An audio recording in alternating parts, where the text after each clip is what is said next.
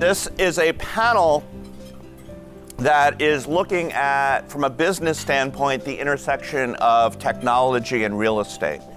And it's both about what big data can tell us about the evolution of cities, and it's also about what data can tell us about business practices. We found that over time, Airbnb activity has become more and more dispersed across New York City. You see a similar thing in other cities.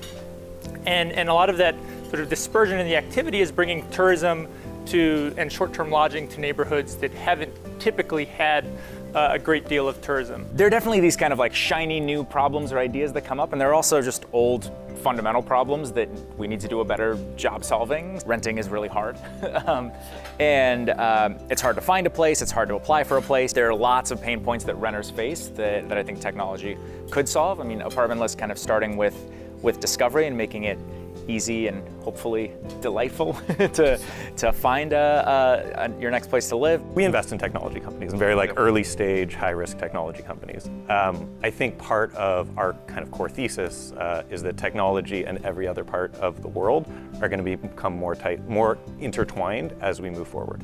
We wouldn't be doing our jobs if we weren't looking at technology and the intersection of real estate. Where can you find inefficiencies in the market? Where can you find places where software can create more efficient systems or a more delightful process for whatever stakeholder it is, whether it's a developer, whether it's a renter, whether it's an owner, whoever it is.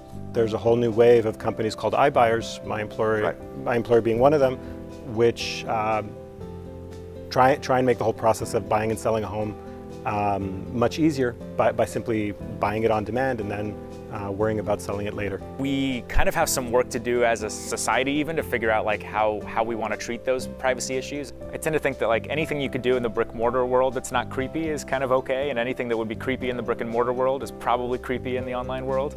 So a bartender remembering your order, not creepy. A bartender following you outside and for the rest of the day, creepy. Access to data is always going to be a challenge in that world, and there's people trying very creative solutions to do it, but there are just some kind of fundamental hurdles to making this easier.